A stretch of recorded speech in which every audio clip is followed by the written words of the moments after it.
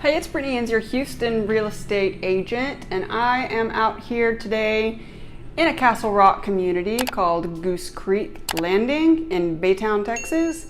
I'm super excited to show it to you because I do believe that it is at a price range that appeals to a lot of buyers in our Houston market. It starts at in the 290s and it goes all the way up to about 530 or so in this community. We are in Goose Creek Landing and we're going to see the model today. I'm super excited to show you what Castlerock has to offer. I do think that they are a solid builder that cares about the upgrades and the finishes that they do and really just genuinely brings a good home to buyers in our area. So we're in Baytown today and let's go check it out.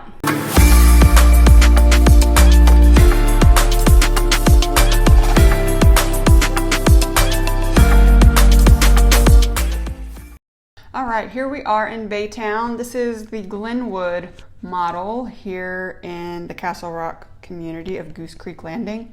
So I want to let you know right up front that in this community there are no Glenwoods left.